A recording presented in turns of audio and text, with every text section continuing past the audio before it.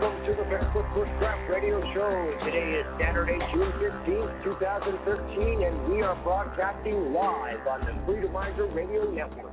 In this episode, we'll discuss what's in the news, review some products by Rite in the Rain, and speak to our special guest, Paul Tarsitano of Save-A-Life.ca. This is your host,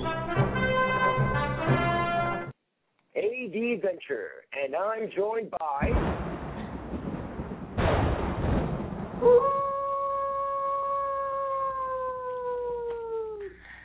the Wolfman. Yes, thanks. It's always good to hear all of you out there this week. Fantastic. I hope it's been a good week for everyone.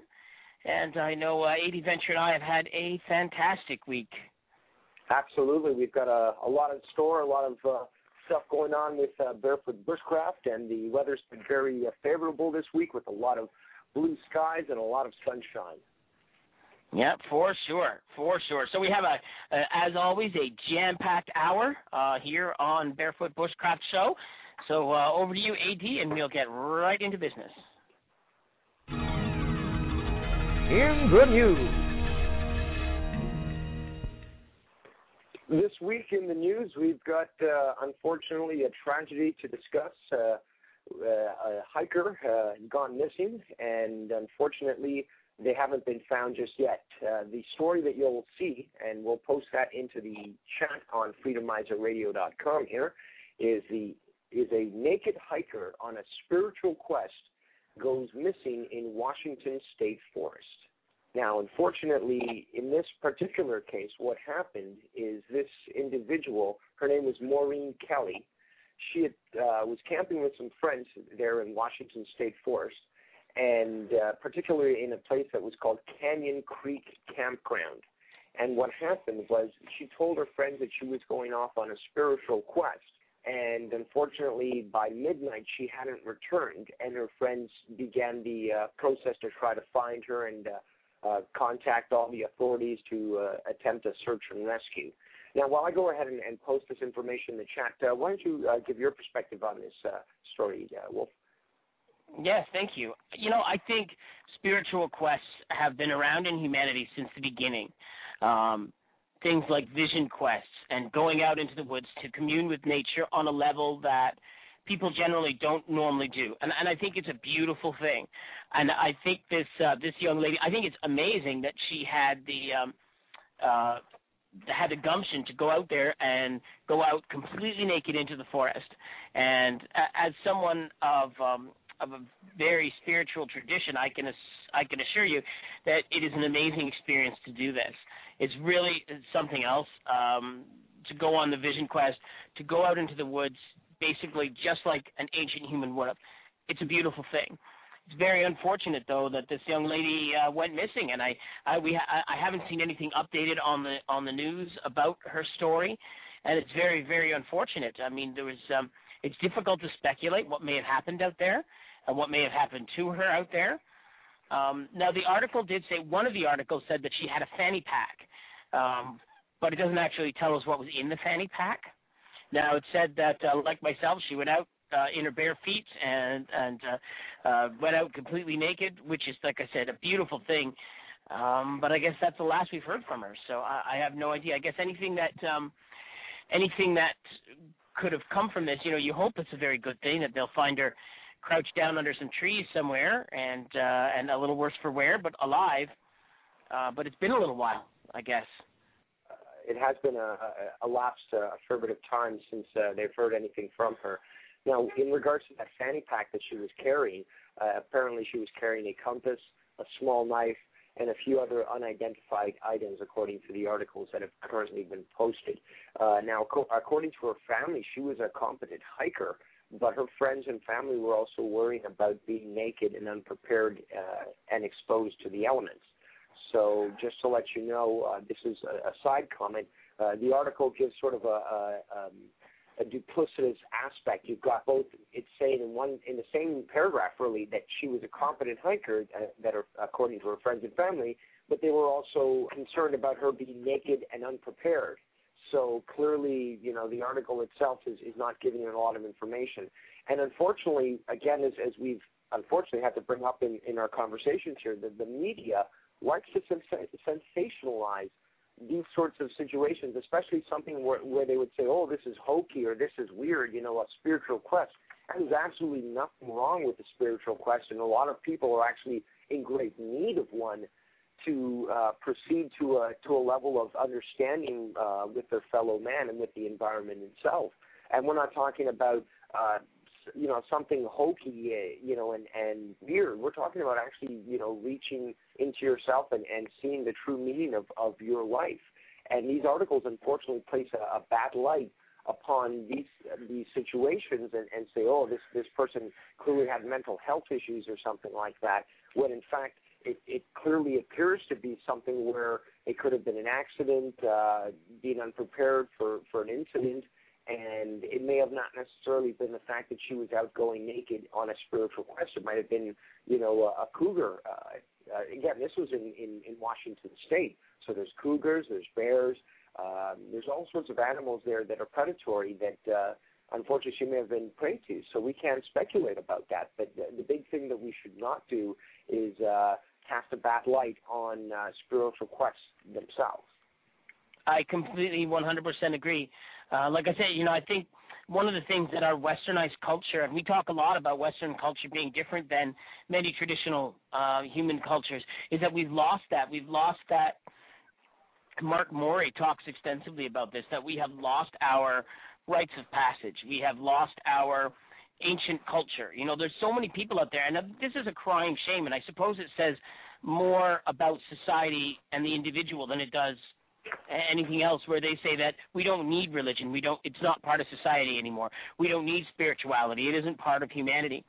But the reality is, spirituality and belief systems, no matter whether they be esoteric, like different Native American traditions or Wicca or anything like that, or Kabbalah, or more westernized traditions like Roman Catholicism and stuff like that, I think that sense of belonging, that sense that there's something greater than us out there, is a very, very important human need, and it's been with humans forever, since we first looked out out of our caves, and we looked and thought there's got to be something responsible for the seasons of change, the 4 seasons. There's got to be something responsible for the trees.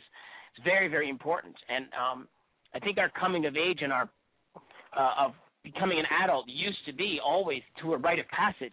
Today's rite of passage in the Western world is, you're 16, you get a driver's license. But it used to be you had to go on a vision quest, a spiritual journey. You had to have, and that had to encompass certain things. It had to encompass, a vision. It had to encompass communion with the divine, not necessarily like a communion that you eat. It had to encompass some hardship. And all of these things combined make you into a better person. It challenges you as a person, strengthens your belief system, and makes you better. And it's very unfortunate that we've lost this, and I really applaud this young lady, no matter what's happened to her, that she's taken the chance to go out on a limb and do this. I think it's a very beautiful and important thing. What do you think, AD? Absolutely. I totally, absolutely agree with you. This is something where, again, even myself, if my fate was to pass from this life on a spiritual journey, well, then so be it. But again, I would totally applaud this young lady. I really hope that she is found and that she is safe. But again, this is one of these things where we all die at some point. It's great to enjoy life to the fullest, but accidents do happen and things do occur, so we can't necessarily speculate about what happened to her. But the bottom line is that the spiritual quest is something that's greatly missing from the human psyche currently in our Western society. Now, we're going to move on to our next segment here.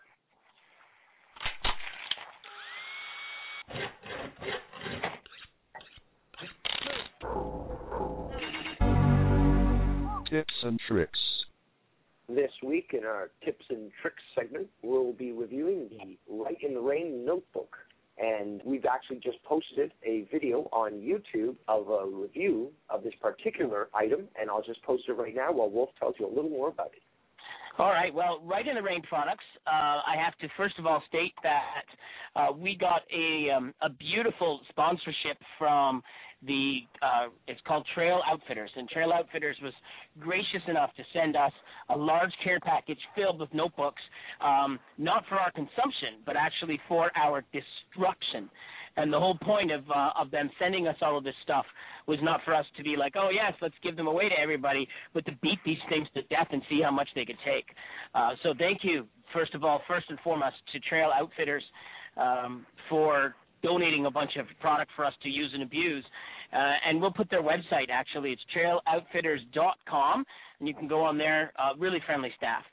But anyways, about these notebooks. So the Rite in the Rain notebook is created by a company called J.J. Darling Corporation, and what they're basically designed to do is to just that, write in the rain. They're designed for any kind of outdoor activity where your paper might get wet. So I used these when I did my spiritual quest, my vision quest up the Bruce Trail, where it rained for basically 3 out of the 4 months I was on the trail, but I still had to keep journals and stuff every day. So that's how I was introduced to Write in the Rain products, and I love them. I mean, you can write on them with a pencil or with like one of the space pens, like the Fisher space pens, and you can literally write on them while you're scuba diving. I've taken them diving to keep notes on shipwrecks, and they're exactly what they say. You can dump them in the water, you can get them wet, you can submerge them in the water, and they work just the way they're supposed to. It's a truly amazing product. Now, in the video we produced, we went down to a creek, and we took a standard, conventional, regular paper notebook, and we chucked it in the water, and then we picked it out of the water, and we tried writing on it. And if any of you have ever done that, 2 things will happen. Anything that you have previously written in the notebook is going to run, and just basically it's going to have a mess made out of it. And the other thing is, if you try to write with a sharp pen or a pencil, you're going to blow the paper to bits. And you can see that. And the paper also loses its tactile strength, so it's not going to be as strong. But with the Write in the Rain paper, the exact opposite happens, where the paper is just as strong. When it comes out of the water, you can write on it with a pen, with a pencil, and it works out. It's just fantastic. So I would recommend this product to anybody who does any kind of note-keeping or journaling in the outdoors, bird watching, anything like that. They even make blank paper so that you can, like, put photocopies on it. It comes in different colors. It comes in white, tactical military green, and coyote brown as well. It's a good product. What about yourself, AD Venture? I've had a little bit of experience with Write in the Rain myself, and again, they're absolutely great. They do exactly what they say. And using one of these Fisher space pens, you can use them just practically anywhere, diving, in the rain. It really doesn't matter, and they're really a great product, and we are really grateful to Trail Outfitters for providing that to us, and we've provided that website into our chat here on Freedomizer Radio. That's www.trailoutfitters.com. But, I do have to agree that they're a great product and definitely worth looking into. So one of the things that we're actually going to plan over the next few months on our channel is we're going to take some GoPro cameras and we're going to put our scuba gear on. We're actually going to do a demo of using the Write in the Rain products underwater, which is kind of exciting. When you go on to places like YouTube and that, you won't find a whole lot of real-life reviews except for the Barefoot Bushcraft one. You'll find mostly like guys doing it in like their sink or something like that. But just because we have all the professional production equipment, we managed to actually get out there in the field and chuck these things into a creek. And it was fantastic to see that in kind of a real-world setting, because oftentimes the things that we see in like in a clean or a laboratory type setting don't always transfer into the real world. And sometimes these products look great indoors, but you get them outdoors, and you're only as strong as your weakest piece of equipment, right? It's like some people will say, well, I'll just buy 5 notebooks.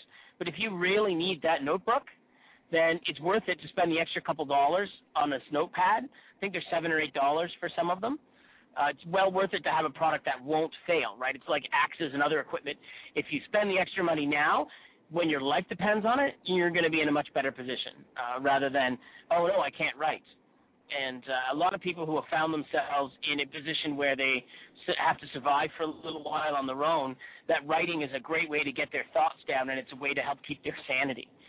In almost every survival situation, you see people keeping journals of what they go through, and it's a huge it's very, very stimulating mentally to have that happen.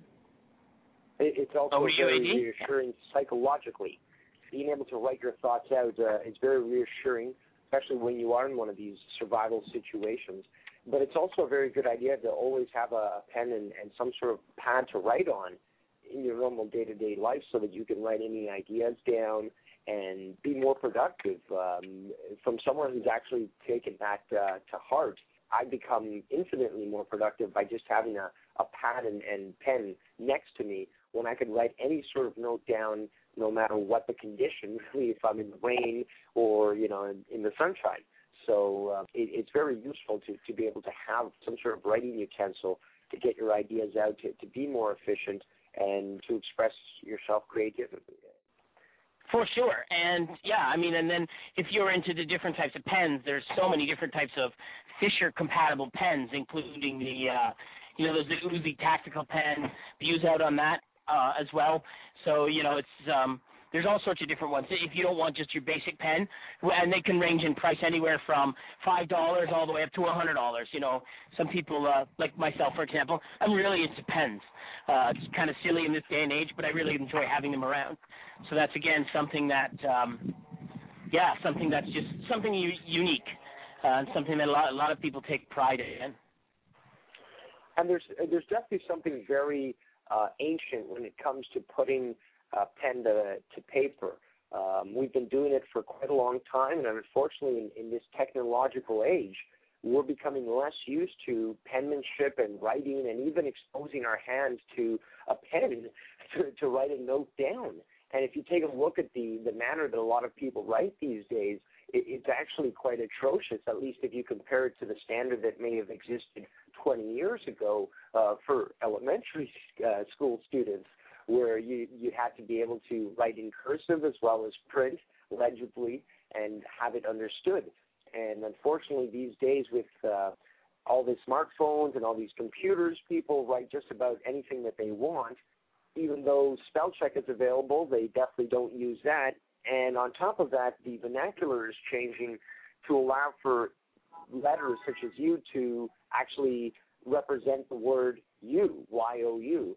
And it's unfortunately an aspect of laziness in current society, in Western society that we live in today. So being able to have a pen and paper available with you at all times allows you to keep yourself connected to something that we've been doing literally for thousands of years, but also allows you to express yourself very creatively without having to rely on power. Because once your iPhone runs out of power, you really can't do much with it. But with a pen and paper, you're not limited by anything but your imagination. So it's definitely something that I think that we should re-encompass with our life. Oh, I 100% agree. I mean, I'm famous for having bad handwriting, and I attribute that to, for the last 30-some-odd years, I've been basically using a computer, right? Even to the point where it's like, geez, I sometimes don't even know how to properly spell a word. When you're using your, any of the high technology, it doesn't matter. You can, I don't have to spell anything. I just have to kind of guess, and then, like you say, there's a certain beauty to writing things down. Now, I would not recommend that someone, for example, wants to write their resume. There was a time when handwritten resumes were more important than anything else, but, things change. So, it's an interesting product. Again, they come in different colors. You can get notebooks for them. You can get different types of pens that you can write with them on. The possibilities are limitless. But I think for anybody working in the outdoor recreation industry, I think these are fantastic. Like I say, when I went out and I went up the Bruce Trail, I used them exclusively, and they were just a phenomenal product that blew my mind. And when I went to purchase them, because you don't see them in a lot of stores, although they are becoming a little bit more popular now. But they're really a really fine product. Yeah, definitely a quite unique niche market product, and that's why we encourage you to check them out and see what they're all about and experience what both Wolf and I have experienced with the greatness of this product itself. But on that note, we're actually going to go on to a commercial break, and when we get back, we'll be speaking to our special guest.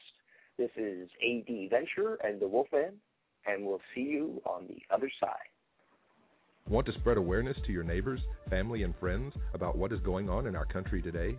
It may be things you already know, like the large number of FEMA camps spread around this country to lock up citizens like you and me.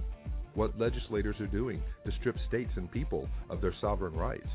Or legislation giving states the power to force vaccinate under a declared state of emergency. Do your neighbors understand what is going on? William Lewis Films offers the perfect tools to inform our population about this government's tyrannical shift from a constitutional republic to a despotic democracy. Films like 911 Ripple Effect, Beyond Treason, One Nation Under Siege, Washington You're Fired, Camp FEMA, Enemy of the State, Don't Tread on Me, Blood of Patriots, The Ron Paul Uprising, even 911 in Plain Sight, William's first production, are all available at WilliamLewisFilms.com. Get your DVDs today at WilliamLewisFilms.com. Educate against the police state. Does the media ever deceive the public? A white plane, a very big jet, was flying in an unusual pattern near the White House over Lafayette Park. Very slowly, it made one circle and then... Are the media and their sources trustworthy? New York State and New Jersey will get their first doses of the swine flu vaccine. The H1N1 virus has made thousands of people across the country sick. Many have died, and some worrying that it could grow into a full-blown pandemic. Where does our mainstream media get their news? All this enjoyment is brought to you by all the things sweetened with NutraSweet. There's a reason why we want to own these guns. We're going to have to come together and take meaningful action to prevent more tragedies like this. That was President Obama Friday suggesting it is now time to reopen the national debate on gun control. The media tends to march in lockstep with the government. Who is responsible when the media fabricates the news? When the public is constantly fed messages that are potentially leading us into a war that may not be necessary, it's not fair to the American people, and it's not fair to journalism, because the truth isn't being told here. We found out that CNN International is actually making money from the Bahrain regime. They are a customer of Bahrain. Bahrain is paying CNN International to create content that shows Bahrain in a favorable light, to then air that content on CNN International. Join us online at WilliamLewisFilms.com. That's WilliamLewisFilms.com.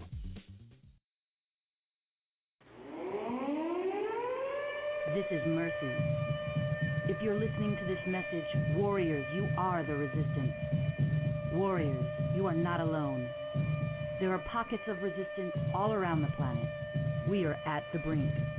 Read about it in The Sovereign, newspaper of the resistance.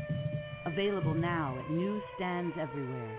The Sovereign is a monthly 24-page tabloid newspaper featuring incendiary content about life during wartime in the age of Obama.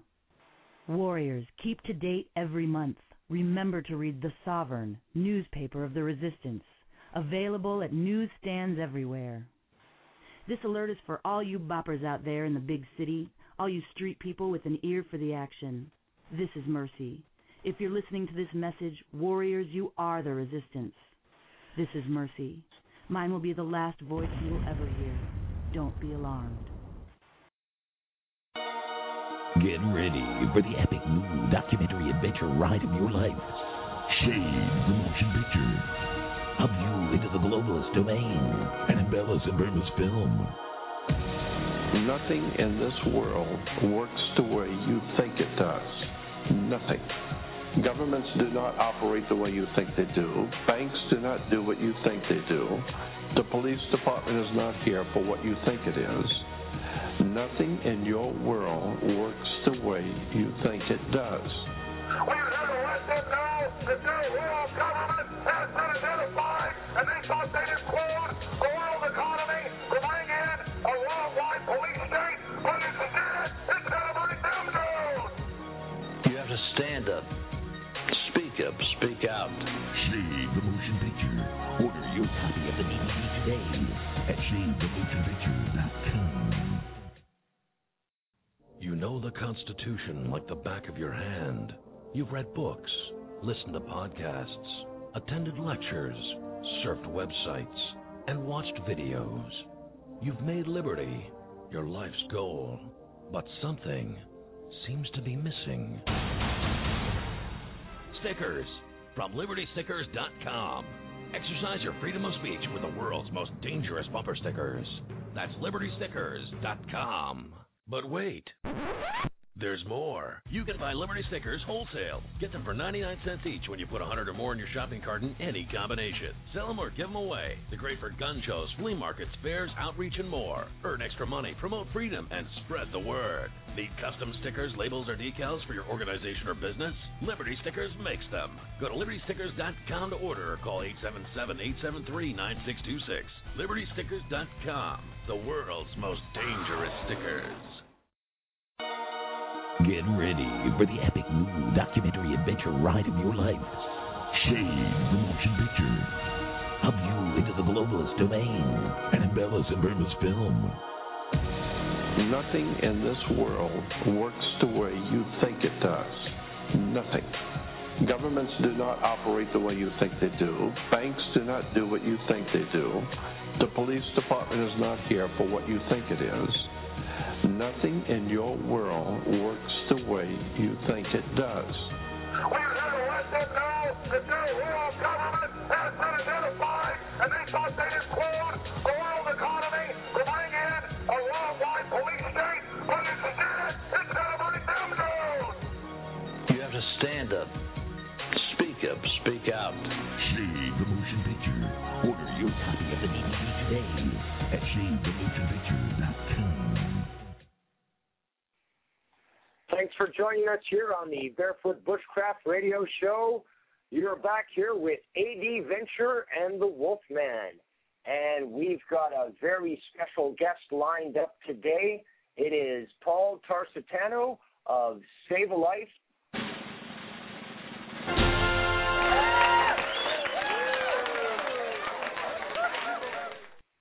Thank you so much for joining us, Paul.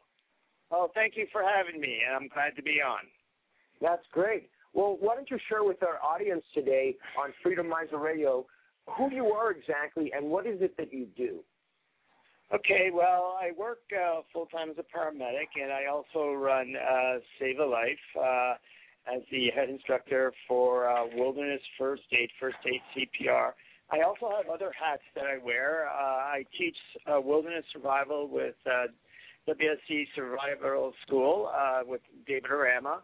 And I'm also with the rescue courses, High Angle, Swift Water, and Ice Rescue with Advanced Rescue Techniques School of Canada as well. So I'm pretty busy and just love the outdoors.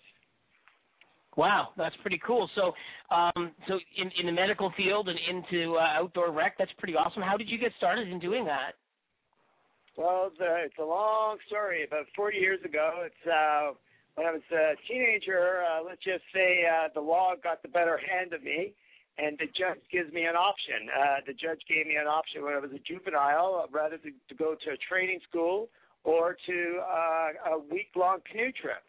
And obviously, I took the week-long canoe trip, and everything just started from there. Just the love of the outdoors, and also put me on the right path, so to speak. Wow, that's pretty amazing. So it's almost actually just before you came on, we had talked about a young lady who her name was Maureen Kelly. She ended up going on a spiritual quest of her own out into the wilderness. Unfortunately, the results weren't as positive as yours. But so would you say that it was almost like a life-changing vision quest-like thing? It was rough being out there, gave you a new perspective on life, and changed your career? Absolutely. Well, first of all, how it started, I went down the French River with this group, and the French River just pulled me for some reason. For years, I would go up every year, sometimes on my own, which I really don't recommend now. Always go with a buddy. And later on in life, what happened was I started, teaching first aid, and then actually in my 20s, I joined the Toronto Sportsman Association, and I took their survival course. I just fell in love with this, just the nature and everything else. And then I wanted something more challenging, and then found a survival course at Humber College. with David Arama, and that was close to 23 years ago. And I became a field aide, and till this day I help teach survival courses with him. And I branched out for the wilderness first aid and developed my own company, something that was a little different with survival, but also they go hand in hand. So started off as a ski patrol, became a volunteer with a search and rescue unit, and from there it just branched off, just taking more courses, going out, volunteering my time, and which led to a complete career change. At 39 years old, I became a paramedic. I first started Dave's course in a suit and tie. I came there with a jacket, a suit and tie, at the survival course, and from there I asked him if he could take on a volunteer as a field aide, and that completely changed my course of direction in life, and teaching first aid, ski patrol, search and rescue, and then the big thing is when I did become a paramedic, that opened up more doors for a Marine medic, and developed my confidence, especially with this helping with the survival course, which eventually led to a show which is going to be actually on next week, and I'll be the host of it, called The Wild City. So actually, yeah, I would call it a vision quest, well, per se, but just that love of nature certainly changed me around and gave me a lot of confidence. And the people that I met, my mentors, had a great influence. Wow, that's pretty fantastic. Now I know we, when you talk to AD Venture and even myself, there's so many of us who, at a later life stage, somehow, somewhere, got bonded with nature, and it flips your life around. And it's beautiful to hear yet another success story of someone, of someone who has the opportunity to do that. We need that. We need to start instilling that in others. And in turn, I believe when you start teaching, and it just reinforces your skill sets and then actually makes you, I will say, a better person, and also strengthens you as an individual. Getting out there and transferring knowledge, genuine, without expecting anything. But although some courses you do have to pay, we do have to make a living, and I literally had to spend thousands of dollars to upgrade my search and or my rescue courses, my first aid courses. But that, in turn, if you love what you do, usually a business comes out of it, and that's what happened to me. Well, that's amazing, actually. And I've actually, just so our audience knows, I've actually taken courses with Paul himself, and he's quite skilled, and they're quite enjoyable, and he's a great guy to take these courses on. And I should mention to all our listeners that I posted his website addresses in our Freedomizer Radio chat, and just so for those that don't have access to the chat, the addresses are www.savealifeca.com, and you can also look for Save-A-Life CA on Facebook. So be sure to check that out. There's a lot of great information there, and you can contact Paul to take some courses through him and get to know all the great things that he's been discussing in regards to safety and search and rescue. So, Paul, can you let our audience know a little more about some experience that you've had in the field, what training that you've had, and what experience that you've gotten? Yeah, absolutely. I think, first of all, the survival, safety, bushcraft all comes in hand. It's all intertwined with your first aid, your map and compass, your wilderness survival. All these are very important skill sets to know. And in addition would be, if you like to volunteer, first of all, I started as a volunteer, and you could volunteer with many different search and rescue groups. I started with OVERT in the early 90s, Ontario Voluntary Emergency Response Team in Durham. And then from there, I took a part-time program at Loyalist College to become a paramedic. And then through my rescue courses, such as Swift Water and Ice Rescue, I landed a job as a Marine medic. Now, which was a full-time position, and you actually are patrolling Lake Ontario and around that area, and what you're basically doing, you're responding to Mayday calls and other type of 911 calls that are on the lake. Some of my land experience was I was a Nordic ski patroller, and I would cross-country ski 30 kilometers of trails. And at night, come about 5 o'clock, you always dread that one car that is still left in the parking lot. That means I have to go out and patrol trails to find the guy. And some other things were, actually, I just stumbled across this. I was near Grundy Provincial Park, and I saw an emergency jeep go by, some kind of emergency first response, and I asked what was up, if I offered my help, and he said, yes, someone is injured near the French River. And I said, well, I volunteered my time. I think that was the most challenging. I've had numerous calls over 14 years of my EMS work, but this one was deep in the bush, and it was 7 o'clock in the evening. So we went out, and I said I'll follow them because I was very confident in the area. But I'll tell you what, that confidence got me in trouble because I almost got lost myself, but I got back on track, and that was quite a humbling experience. So I got back on, and I found the group. We went in there, and we got this guy.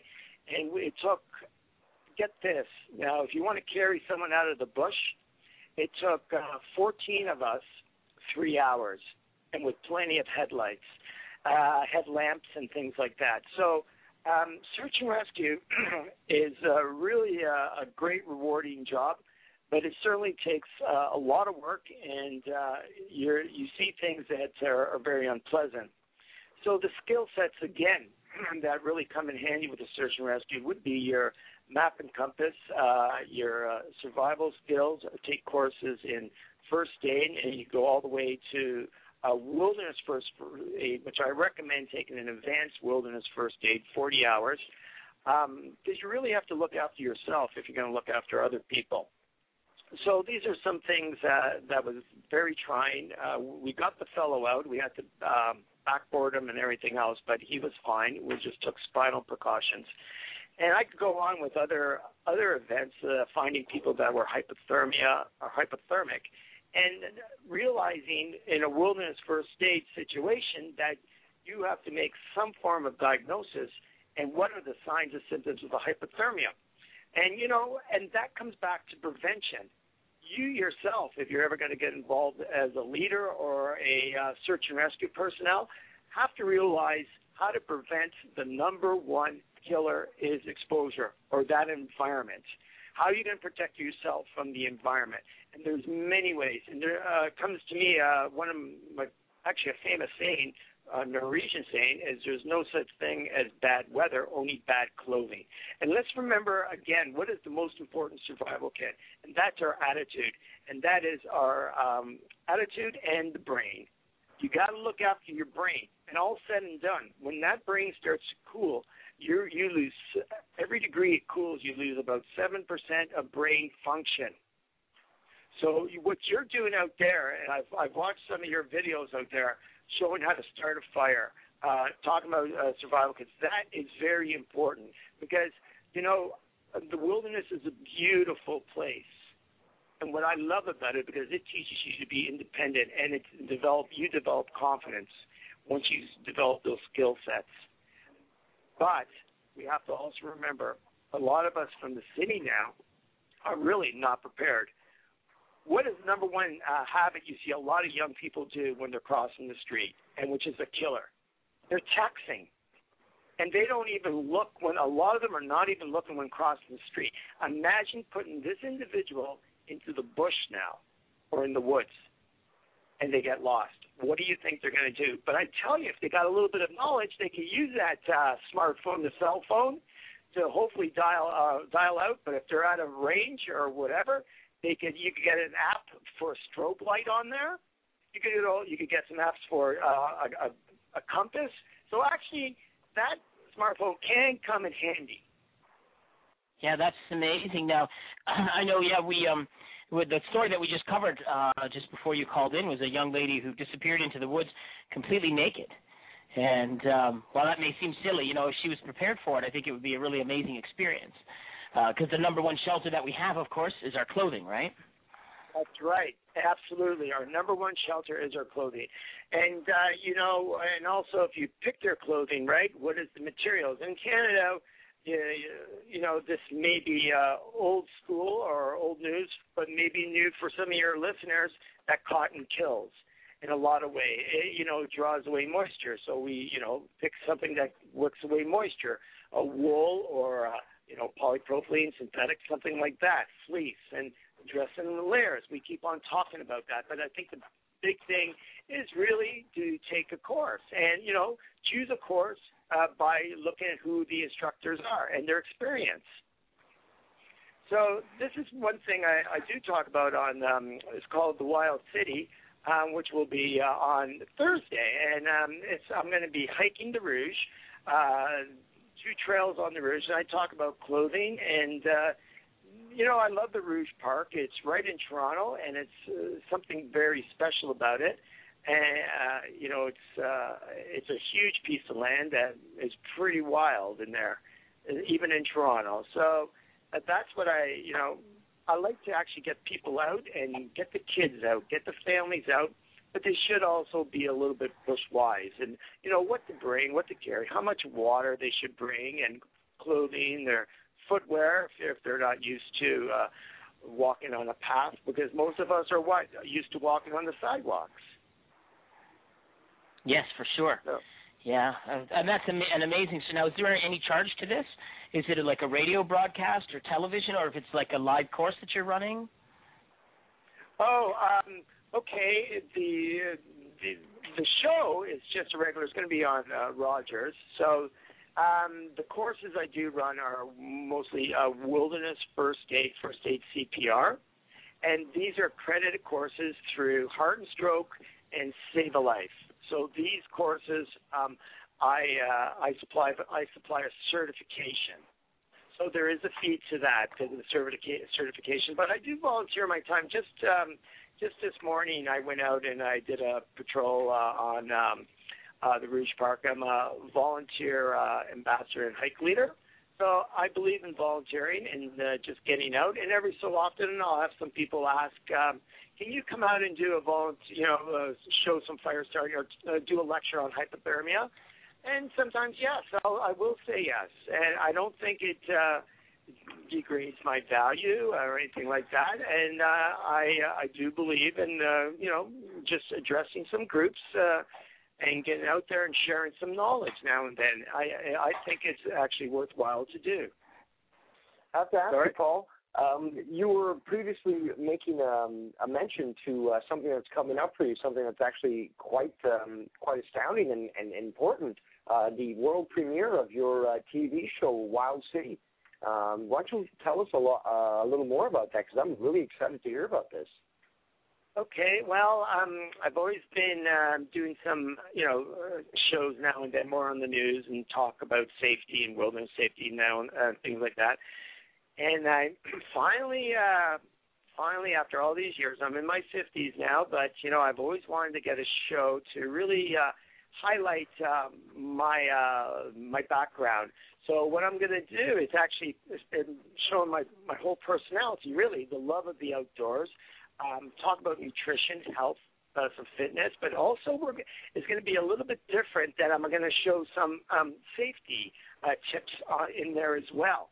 So, we'll show a trail, and then I'm going to talk about the trail. I'll have 2 guest speakers as well, 2 guests.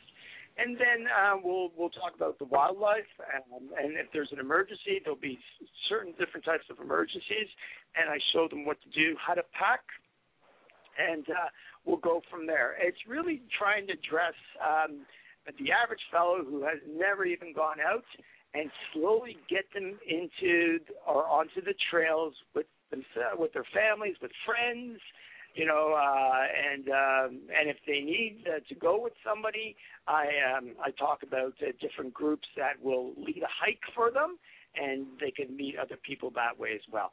So this is going to be looking at gear, safety, There's some healthy snacks that you could prepare. And the big thing is where to explore in Toronto to get away from it, to get away from it all without having to go far. That's the key component of this show. If you don't have a car, where can you go? And I'm going to show them where to go, even by even taking the TTC. Well, that's spectacular that you have the ability and the knowledge to share with people that who are basically city-bound, carless, or they don't want to take their car. That's just phenomenal that you have the ability to do that. Now, I do have a couple of questions about search and rescue, if that's okay. I was a search and rescue. I'm sorry. Sure. Now, I was a member of a couple of different search and rescue groups, including Civil Air Rescue Emergency Services out of St. Catharines Airport, and as well as Search and Rescue Niagara, who is, we did a lot of training down in the Short Hills Park area. So I know that things seem to be changing in search and rescue.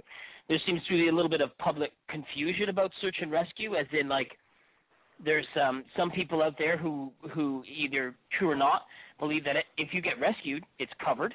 You call the big helicopter and over it comes and picks you up and it's covered by OHIP. Is that true? Is there any truth to that, or do you have to pay for it if you get rescued?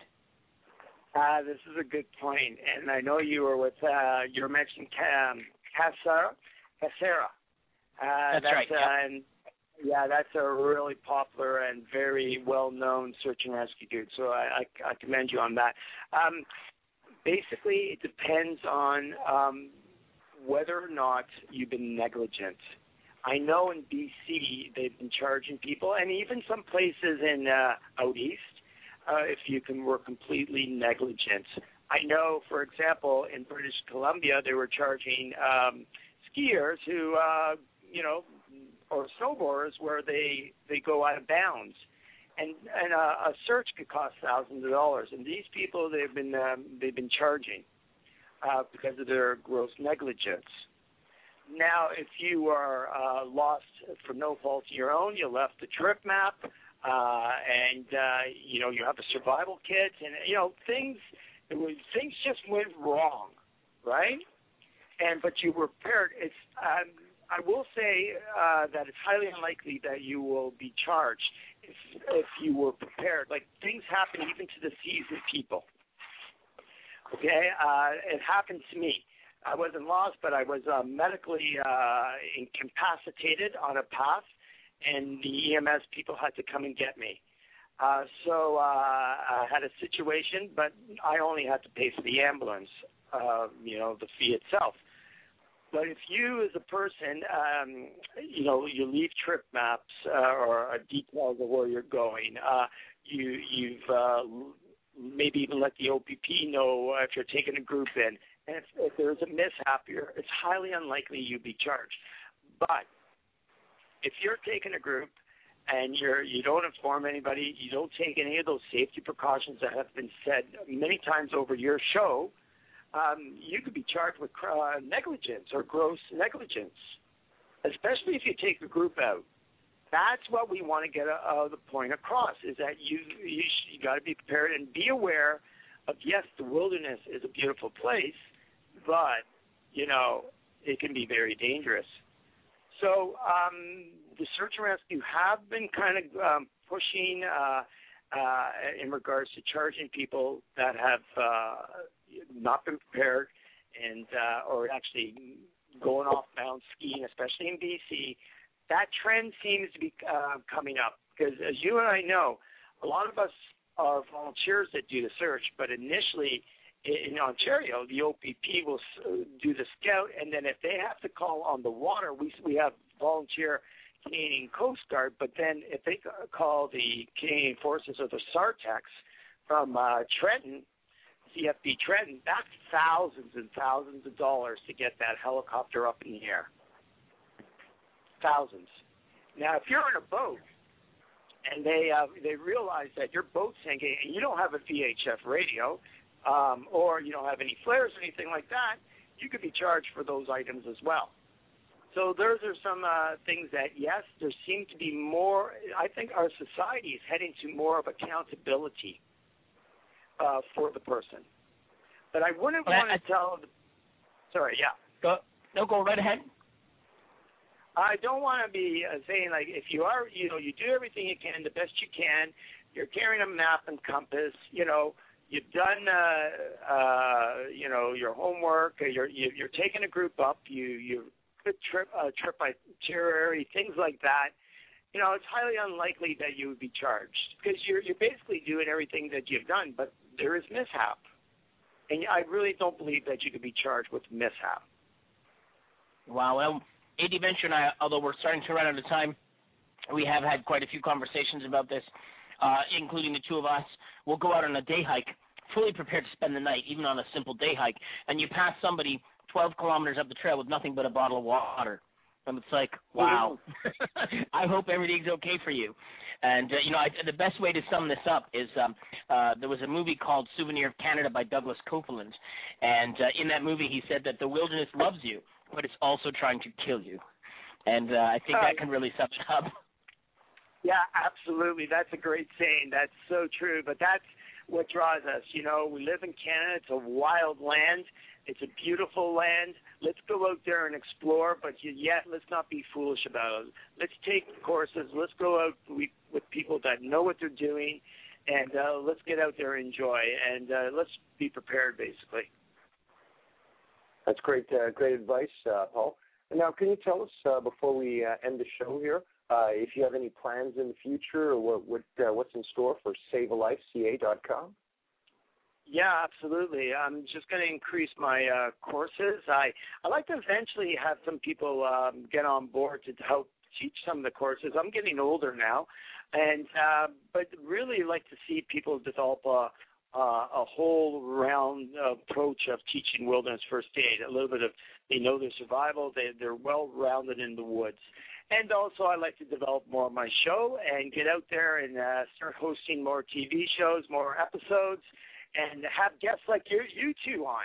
I'd love to have you two on one of my series once it gets going to talk about what you guys do and then show some helpful hints to the viewers on what you two do, actually.